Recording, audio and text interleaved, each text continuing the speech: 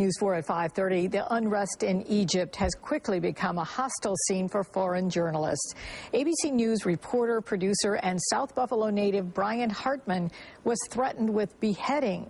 News 4's Al Vaughters is here with this story. Al?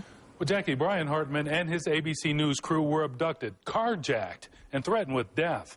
Hartman told family members it was the quick thinking of the crew's Lebanese videographer that saved their lives. As street demonstrations drag on, pro-government protesters are now turning their anger at journalists, especially foreign journalists, blaming them for Egypt's unrest. That angst hit close to home for Bob Hartman in South Buffalo when he first learned his son Brian had been kidnapped.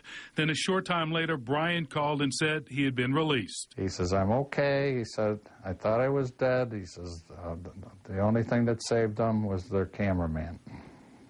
And he explained that? Yes, he spoke Arabic, and that was the only thing that saved him because they all wanted to kill him. Bob says Brian, an ABC producer, and his crew had a Lebanese photographer familiar with local customs in Egypt and basically placated their abductors long enough to get out of harm's way.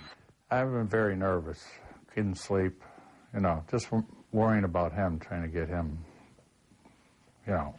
find out what's going on over there. We've been watching the news 24/7. Brian Hartman is a graduate of time at St. Jude, and Bob says he helped his son get the Buffalo News' first internship for a student from Buffalo State. From there, he went to Washington and has been inside the Beltway ever since. Bob told us he didn't even know Brian was in Egypt until he got the calls last night.